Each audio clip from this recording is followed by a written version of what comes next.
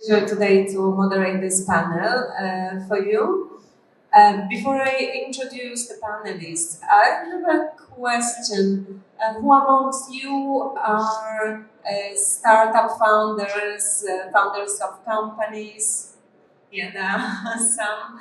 Who amongst you are investors? Yeah, there are some investors, great. Another, I don't know, support organizations, incubators, great, welcome, welcome. So we have today a panel to discuss how to empower women in finance. So we have four ladies, four amazing speakers today. So I will start introducing them very quickly. So we have Mailys Ferrere. She's heading the BPI's large venture fund. So she has around 1 billion euros under management, and the fund invests in mature companies. So we have Ulla Hudina. She's deputy head of unit in the European Commission, dealing with access to finance in DG Grow. And then we have Deepali Nangia, who is an inspirational investor who's been in this space for many, many years. She started as a business angel, now she's a partner at Speedinvest. I think Speedinvest, I think you know, some of you know the fund. And we have Céline Lévy. She works as investment manager in the European Investment Fund, the EIF, and she's managing, amongst others, health clean tech portfolio. So maybe let me just tell you why we're here actually. So we know that, for instance, women account for only 16% of GPs, general partners in VC funds. We know that women account for only about 14% of all business angels. We know that only about 30% of VC funds have women in investment committees.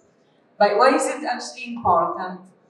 So we know that women-led startups, they raise about 1 to 2% of all the venture capital that is invested in Europe. So it's very little. We know that, for instance, we know that 80% of money raised in Europe goes to companies where there's not a single woman founder.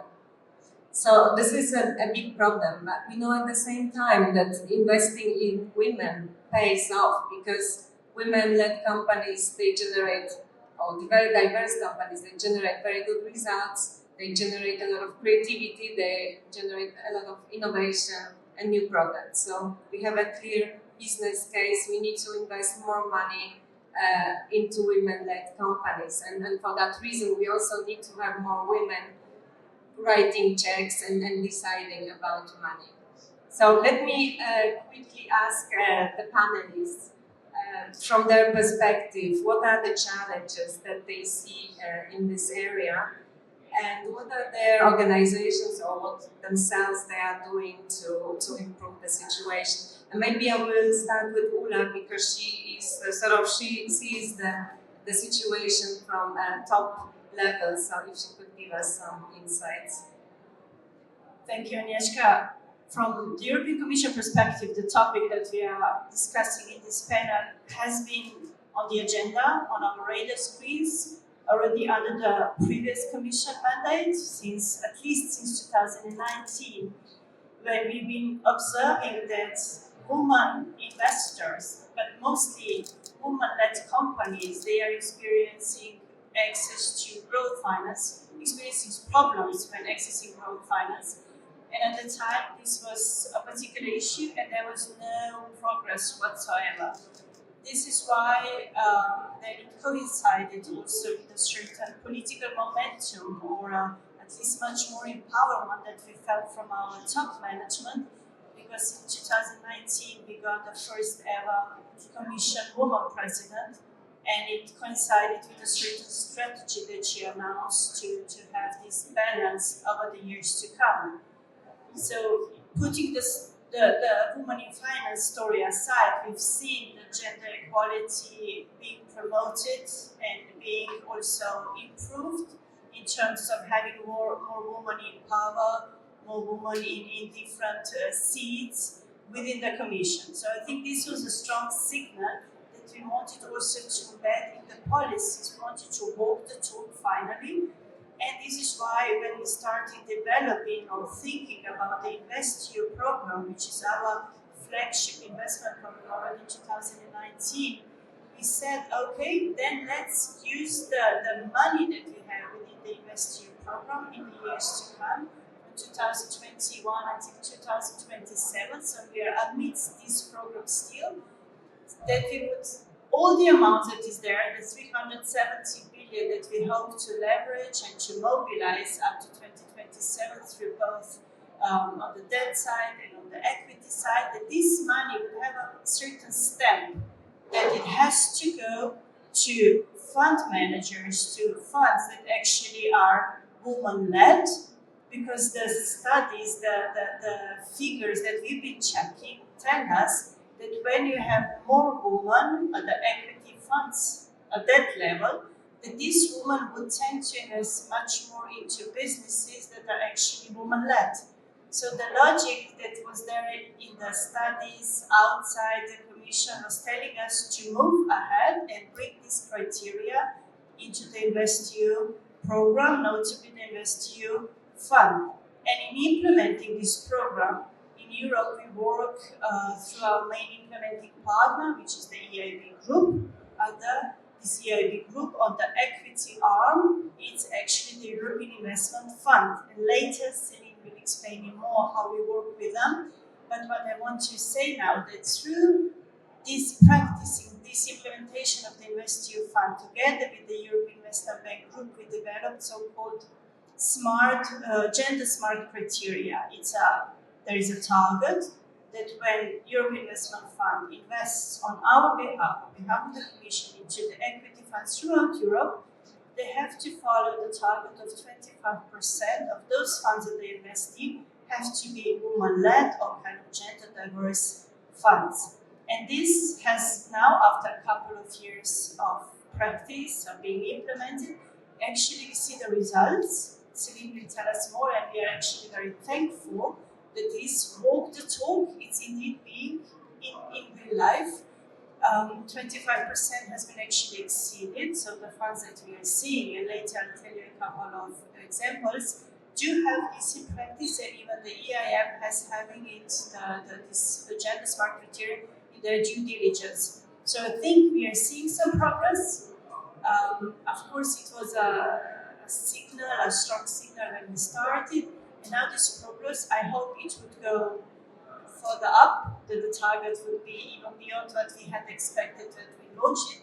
And this is why, in addition to putting these targets and money into the woman-led investors and woman-led equity funds, we are also here today in Paris. Actually, we had one event prior to this event, launching our very recent network, European Network of Gender Conscious Investors, in order to help you, in addition to the money, the pot of money, because there is so much more to be shared in terms of experience, practices, and to continue this kind of hand-in-hand together. This is why the network should also offer some learning opportunities to those that are already basically doing this business, doing these investments, the investments that include women, but also those that are yet to embark on this journey. And I'm happy this network has started. There is the Bpifrance in it, EURA consultancy, and of course the European Agents Network. And with them on board, there might be a certain slide shown later with all the connections, or you also have there a QR on the roll-up on our stage. So I warmly welcome everyone who wants to join this network to share the experience and get empowered. And I think this is for the beginning enough here. Thank you. Thank you, Ulla. So yes, you mentioned the EIF, which of course is the largest institutional investor in Europe and a cornerstone investor in many, many funds. So Céline, can you tell us from your perspective what's the situation like? With pleasure. Good morning, everyone. And first, thank you, Agnieszka and Jana, for the invitation to this panel. So Céline Lévy, I work on the green tech team at the EIF. We deploy about 7 billion euros a year into funds, from VC to private equity, infra, and private credit. And I love my job. And maybe to kick us off, I think the challenge facing women is fundamentally the unconscious bias that we all suffer. And if you haven't yet listened to the TED Talk by Dana Kanza, I really encourage that you listen to it.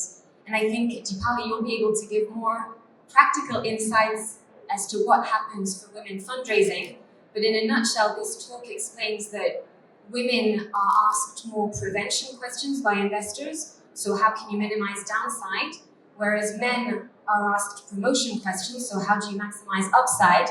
And the twist in this talk is that the investors who fare best when fundraising are those who respond to a prevention question with a promotion answer. So actually you can benefit from this bias by turning it in your advantage. So that's maybe for the challenge. Now for what EIF is doing about it, I think similar to Ulla and what you're doing at the European Commission, we're trying to lead by example. So 5 years ago, only 15% of EIF management employees, 15, were women, and today it's 42%. And what's important is that this is not just a numbers game, it's also a meritocracy game. So the women that are in the biggest leadership positions at the EIF and the EIB today, including our CEO and the president of the EIB, are extremely inspirational women, and you know that they didn't get promoted just because of their gender either, which is an extremely inspiring way to tackle this problem. The other things that we're trying to do, and Ulla, you mentioned it as well, we're rolling out the gender smart investment criteria, which very precisely means 1/3 of women in partnership positions, 40% on the investment committee, or 40% in senior investment roles. We're rolling out these criteria not just in the InvestEU program, but also our Dutch mandators and our German mandators are asking us to track this in the investments that we manage for them. And from this year on, we're going to track the data across all of our investments on due diligence, regardless of the pockets of money that we're using. So we're trying to go on due diligence with mixed due diligence teams. We're going to have bias trainings for all of the EIF investment team, which I think is fantastic. And on due diligence, we'll be carrying out both a qualitative assessment, but also a quantitative and data collection assessment on how diversity is being treated at the level of these funds. I have some numbers that I can share now or later. So when we started monitoring this in 2021, only 10% of partners were women in our portfolio. And in 2024, that number had increased by 60% to 16%, 1/6, which is still terrible, but it's much better. And we see, and I was speaking to Daphne from Ring, somewhere in the audience just before, and we see huge disparities in different sectors. So in impact, the figure is much higher. In private equity, the figure is much lower. But even in private equity, the figure has doubled in the past 3 years since we've been tracking. So I do see reasons to be optimistic, although it needs to be cautious optimism at this stage. Yes, thank you, Céline. And I think what we would like to see also, because now we're tracking the numbers on the fund side, but we would like to see if having more women in the funds will later translate into investment in the portfolio companies. So if we will have more female-led companies that we have supported through the EIF and through this vehicle. So I think that would be also very interesting. Deepali, can you tell us from your perspective as a partner, what are the biggest challenges that you have? And also I know that you have been in contact recently with the EIF. I don't know if you have any feedback on that. Thank you for having me. I'm at Speedinvest. We're a pan-European and actually also launched in the Middle East and Africa fund investing, and EIF is an anchor LP in the fund, so thank you. And to be honest, EIF and EIB have been very, very helpful as I raise a new fund. There are now more women partners, as you say. There are lots of junior women in VC, but the trickle-up effect is very small. Many partners now, but still not many general partners. And definitely, you might be a partner at a venture fund, but doesn't put you on the investment committee. So, that trickle-up effect doesn't happen. The trickle-down into female founders is less likely to happen. So I would encourage the EIF to track some more numbers beyond that. But of course, we've made, I've been working on the gender topic for more than 10 years and huge progress because of LPs, because LPs control the money and can change behavior at the GP level. So just about Speedinvest, I joined to do gender-led investing more than 4 years ago because the CEO of Speedinvest is very progressive and understood that he had a diversity problem. So when I joined, there was a female gender partner. So we were one of the first funds to have a female gender partner. And then there was me, another female partner. And now that I look forward 4 years, the partner who leads the European seed fintech team or the emerging market team alongside me or the health team are all female partners. So obviously it is changing, but it is still very hard for women to get to the GP level, for men at the top to make space for them, and also many women kind of stop working, right? Either they can't progress to the GP level at their own firms and they leave to start their own funds, or it is a very hard place to be because to juggle life and family and being venture capital is not an easy thing. So I think at Speedinvest we do a lot to make sure that we have family-friendly policies for both men and women. So men can also play a role in supporting their significant others when it comes to paternal policies, etc. Right? Outside of that, I'll talk a little bit on the funding side maybe later and what we do to help get more female founders funded, because we are doing a lot around that. Yes, thank you. I know that you are also doing fundraising. So can you share a bit the experience? Because what we hear is that it's not easy to find the right LPs, and it's not easy in general to raise funds for women, especially larger funds. Absolutely. So I am raising an Africa and Middle Eastern fintech fund right now as a part of the Speedinvest family, and I would say that it is very hard to find the LPs. First you have to figure out who is it that is investing in it, and I broke up the LP base into developmental capital, DFIs, corporates, family offices, foundations, and to be honest, all of it is very opaque. So first you need to figure out which organization can be a targeted LP. Then you have to figure out who in the organization. Then you have to figure out whether they have a mandate, whether there's a fit. And so there's this constant battle of you can go to conferences to find these people, but the conferences are really expensive, and we at Speedinvest at least have the benefit of having a parent holding company, but many emerging fund managers have no management fees. So you're always looking for a speaking slot at a conference so that you can meet some LPs, or you're trying to find a warm intro into the LP, right? And I will 200% say that EIF has been so helpful, because I met EIB first through EIF, because I have a friend, LT, at EIF. So she connected me to EIB. And actually the EIB people have been hugely helpful and have connected me to many, many other LPs, EIB Kenya. So honestly, really game-changing for the ecosystem. So thank you. Great to hear. Thank you.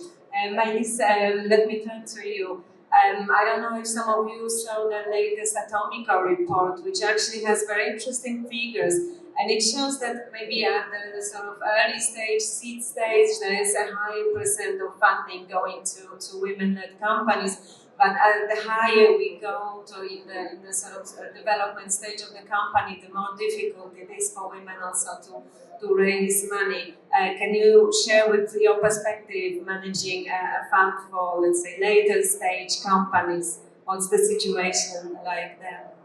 Thank you very much.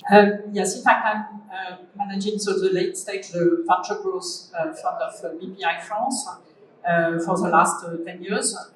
We created it 10 years ago, and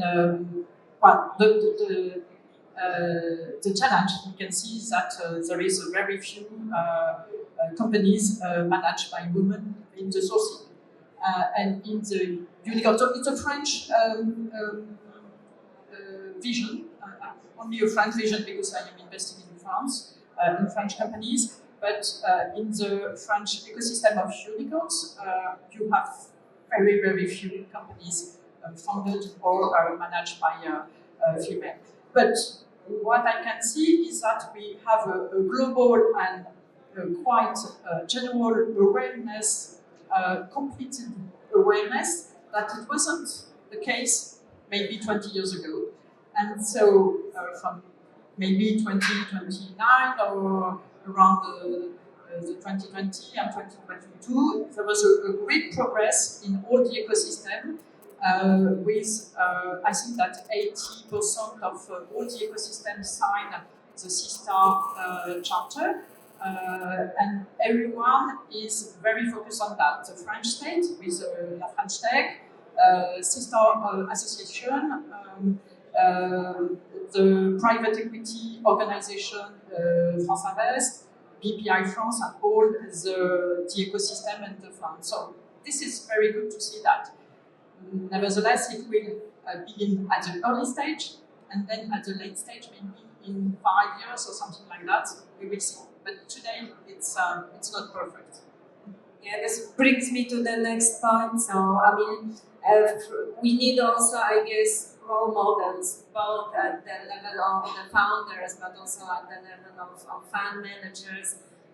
So I wanted to ask you if you could share some examples, and if you have seen, because that's we also sometimes hear from fund managers that there's not enough pipeline, there's not enough female funded startups. So could you share? And Céline, maybe I start with you. Yeah, I'd love to share insights on this. So I fully agree with you, Mailys, that there aren't enough, and it would be helpful actually to hear your insights as well, Deepali, women founders at the start.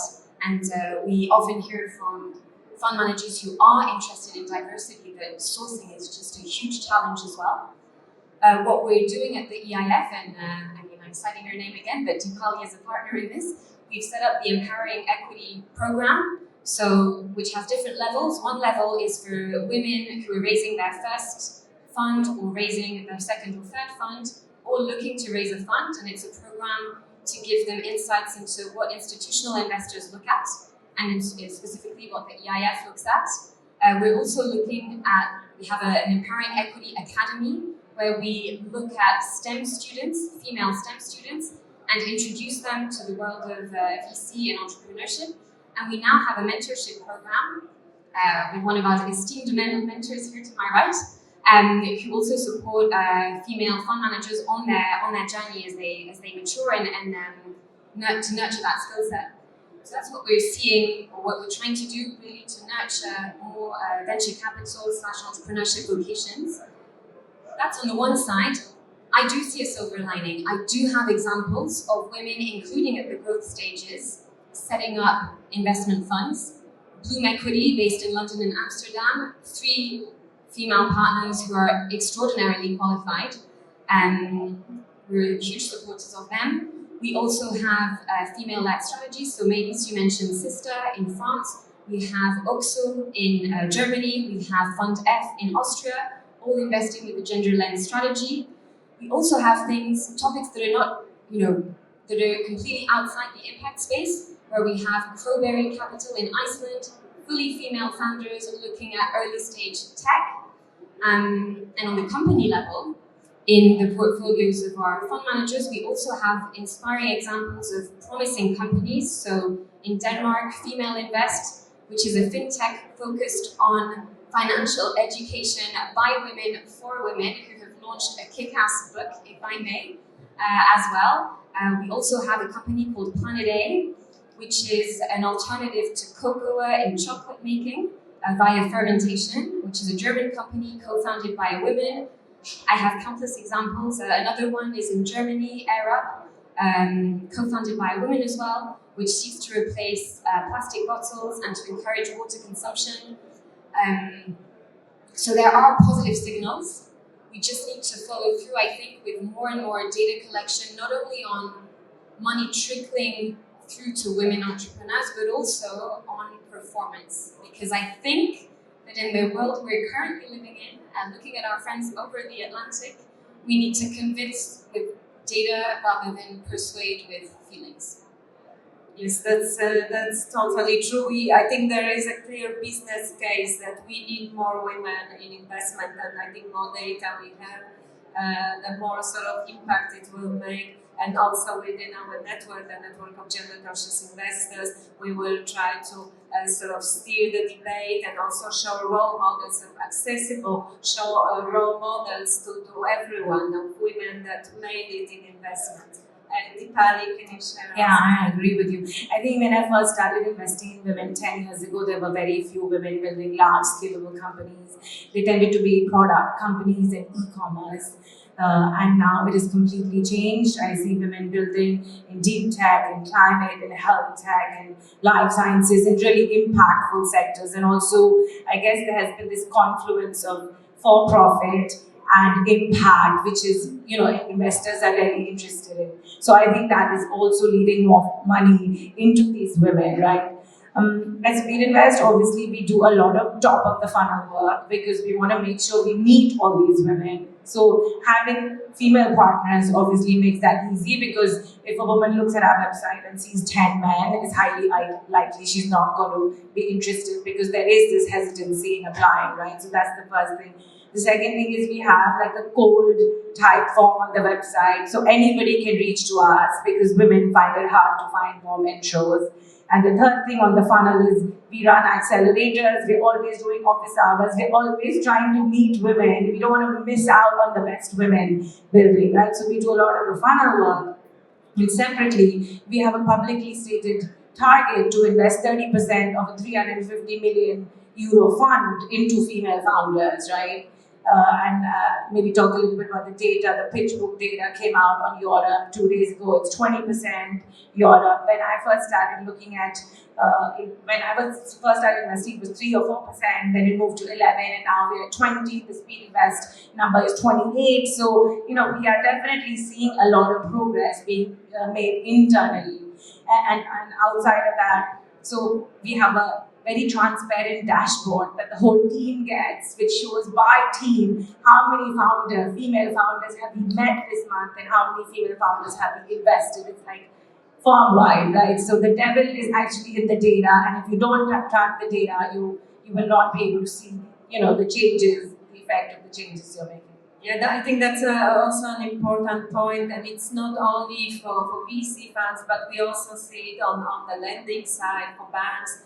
Because I think maybe there, let's say the problem is maybe a little bit less visible, but also I think we should have also more banks, more financial institutions, also to be more transparent about the lending that they do for women-led companies. And we will also, together with also the EIB colleagues, we actually started a program, a gender finance lab, also for commercial banks, to help them with their sort of gender approach and gender strategies, and we will also look there at financial products that are targeting women specifically. So, the last question. Maybe have two types of examples, very positive example. Certain sectors, life science, for a long time, you see women. Why? Because in the study, women are studying medicine and for a very long time. And what I can see in other tech domain, maybe more deep tech than life science, is that the networks of the founders are beginning at the school. And if in engineer school we have less women than in other sectors, it's beginning there. But we can find typically in healthcare a lot of very interesting projects pushed by women. Another interesting and positive movements I can see in France is that there is new funds founded by women. I'm thinking about Jekto, the fund Jekto from Raphael Dorfman, or Revaya, launched by Alice and Elina. This is interesting movement and probably the beginning of something larger. Fully agree. Just to complement Céline's a few examples, and I also want to say again a big thank you for the cooperation with the EIF on the gender equity program, because when you go to such events, not just the one today, but even when you organize gender equity and all the mentorship behind, you really see inspiring examples, and then you see it does work, and the data shows it. Luckily, there is already data that those companies actually outperform. Not just that there is a business case, but they innovate much more and they do get better financial returns. So if this is not something to follow, then I don't know what else. And those examples that you were saying, like Bloom Equity, there is one that we are really also very proud, and it's due to very thorough due diligence of the AF. It's the Green Generation Fund in Germany. There was also 2 female-led founders. They got backing from the InvestEU through the AF of some 25 million. And they're investing through the equity fund of 100 million into climate type of companies, sustainability related ones. So it was an excellent example when we heard from it, because it was combining even our sustainability criteria. And the sister fund, meaning the amount is also impressive, the 30 million that they got recently and how active they are. So I think these examples, led by examples, is something that we will also pushing through the network much more. And the data, I think, is on our side. It's just we need to build it up together. Yes, thank you.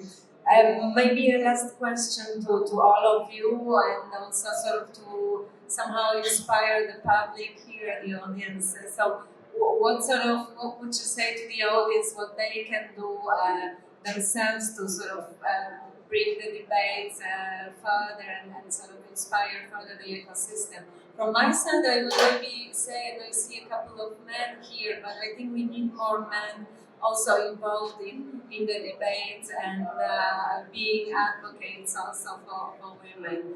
Maybe I'll start with you, Ulla. And we need also to get on board those that are not yet the convinced ones, the converted ones.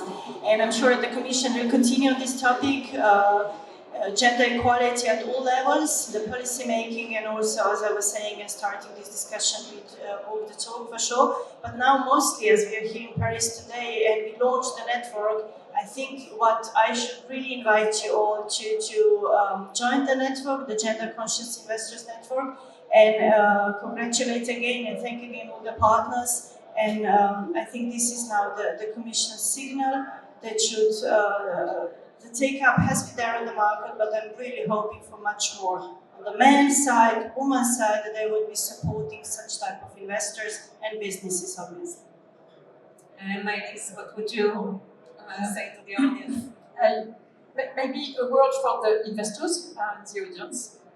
For the young investors, please stay in the job, because what we can see sometimes is that there is recruitment of young people, but maybe sometimes they are leaving the job. So please, it's a wonderful job. Stay and progress, and this is what I can say. Yes, indeed. I think we have seen in the past months several press articles about women leaving the investment space, and yeah, this is indeed there's and Deepali. Yeah, I was just going to say the LPs, can really move the needle here. I would request you to look under the hood, see why are the women leaving these firms. Talk to the women who left, because the women in the firm will never talk to you, because there's a conflict of interest, as you can understand.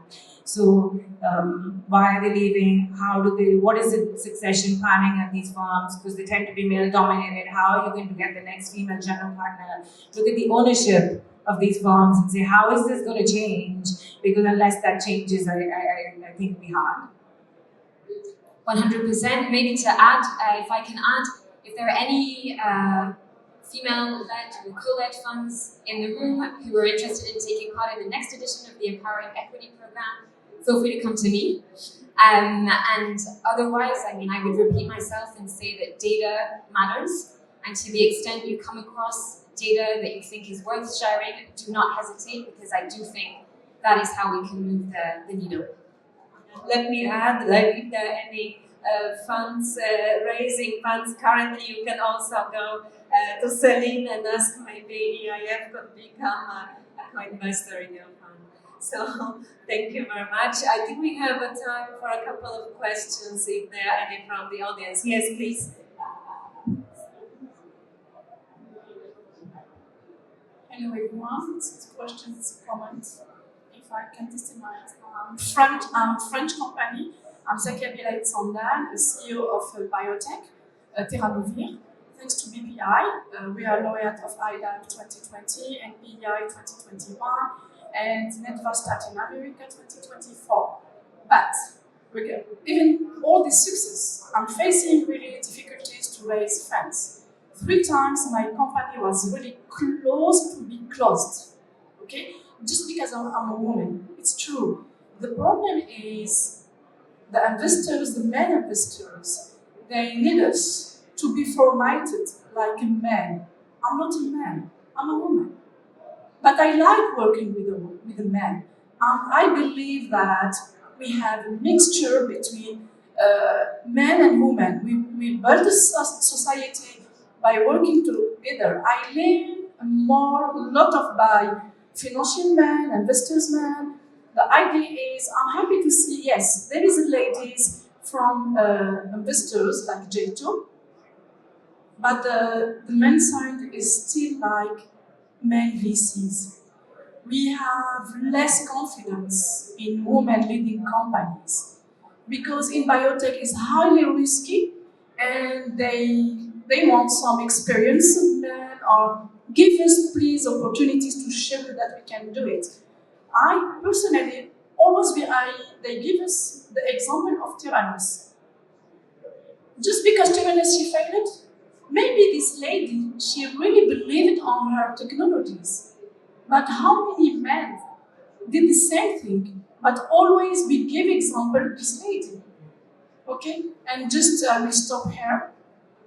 We are leading companies in healthcare, in tech, just thrusting us and don't consider us that we have absolutely to be like men leaders. We are the women with our thinking, our philosophy, and we are really committed to be a part for this society. For example, in our company, we are targeting obesity and cancer. I can do better. I can do like the demand in this area. Just please, thank you. And if you can be joined by the men, because the men also, they should change their men's side, how they should consider us. And I will stop here. Thank you for all what we are doing.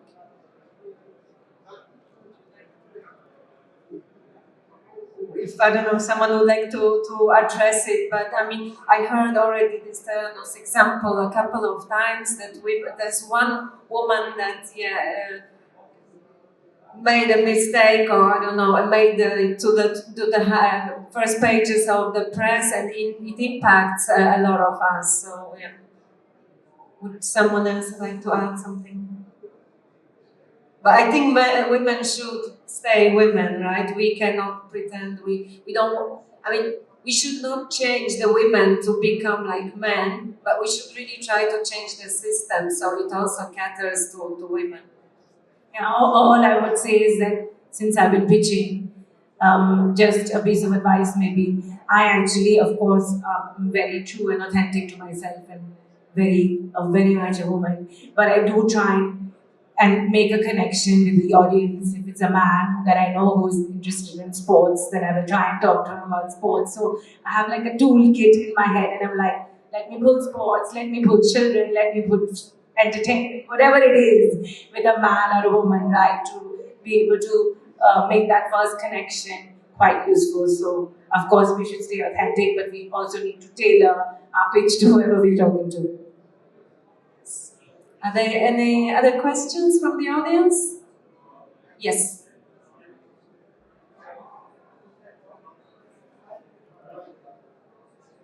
Is Alicia Glennon, and I have a bit of a question about one of your points where you said stay in investment because you see information that women are leaving funds.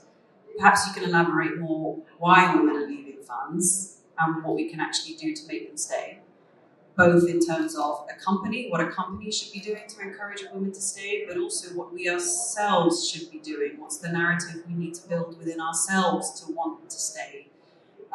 Because obviously it's a lot about the way we think about our jobs and the people we work with. So how can we also change our own narratives internally to make us want to stay?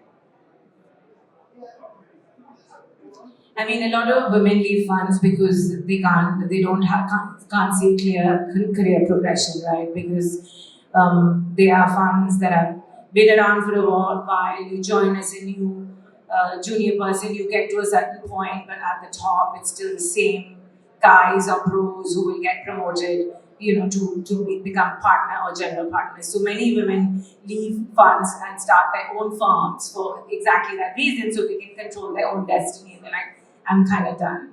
Also, I supposed to work 40, 50 hours a week. I work 80 hours a week, and I have 2 kids. So it's not easy. And this is not just in funds. It's in, at least now you have the benefit of being able to work from home or have Zoom. But when I was growing up, there was none of that. When I had my kids, there was none of that, right? So I think being supportive in the workplace, ensuring that women can take time off, and can work from home when needed, understanding they might be caretakers, and also for men might be taking care of their elderly parents, right? So it's not just about encouraging a workplace which understands your personal needs as a woman is quite important, right? And I think it's all about changing that mindset and understanding you don't need to be at work 24/7 to be productive. You can be working on a train and be productive, and you can work from anywhere and be productive, right? So I think it's a mindset shift, and many men who are in venture capital have wives who are not working. And so they have someone to take care of their children. And for women, they obviously have husbands or partners who are working. So I think childcare is also very expensive. So many women leave because childcare is so expensive. In the UK, if you look at the cost of a nanny, you're like, oh, should I go to work? Because I'm making just incrementally a tiny bit more. So what can the government do to support, childcare, etc.? So a host of reasons why women leave the workplace and have been leaving for generations, right? Yeah, I mean, I don't have a definitive answer to your really pertinent question, Alicia, but indeed, one of the hypotheses we're making is around family. And so on due diligence now, one of our standard questions is going to be, what have you got in place in terms of parental leave? What is it for women? What is it for men? What do you think about flexible working arrangements? I mean, really echoing your points, Deepali. Key hypothesis there. I also do not have an exact answer, but at least from the Commission perspective, this is one of the key pertinent or key questions for the policy making, because why should there be so many differences among the different member states in the childcare? Why somewhere it's so expensive, in the other ones it's basically a public service? So I think these are all the questions that does bother us as women, mothers, working mothers, and of course perhaps we're even more conscious to make sure this is on the safe side, and this might be one of the reasons that those women perhaps I hope only temporary would be leaving the business, but once they are in this business, I hope that from the savings mentality, they really go to the investment mentality. But certainly in our upcoming strategies, all this policy making, that we are basically there, that's the role of the Commission, to put it on the table, and then it's for the member states to implement this, to fight the gender pay gap, gender pension gap, how maternity leave is across the member states, so there should not be such fragmentation anymore in the EU, and I hope this would contribute at the longer term. But I still hope in a couple of years already that this ceiling that exists would not be so tremendous anymore. Thanks. I think that the moment probably the most difficult for women in this job is when there is the beginning of a family, and you need to be helped. You need to share the mental charge, not very old, and not always easy. But I think it's easier nowadays, where we can organize our time with Visio and so on, even though the investment job never stops. And you can't, it's difficult to manage the emergency because it's unpredictable. But you can manage a little bit your time, which is not always the case in other jobs in investment banking. For example, I began my career in equity capital markets. So I worked during days and days, nights and nights, for an issue, a new project, and it was very difficult to organize ourselves. I think that in investment, you can manage with more autonomy, given the fact you have the help of your family and your beloved along with you.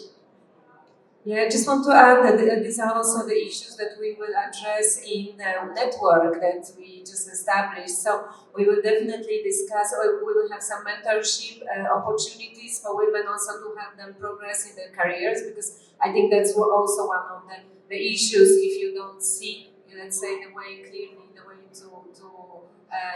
to be promoted, to progress, this is also an issue. We will also discuss and put in place a code of good conduct that we hope will be sort of joined in and signed by funds and fund managers, that I hope will also include all these issues related to internal HR policies and how to sort of promote women in the funds and so on. So that's why I encourage you also one more time to join the network if you want to also continue being part of the debate. And I would like to warmly thank our speakers and also the audience for being here with us. And I invite you also to take some drinks and snacks and stay for a little networking. Thank you very much.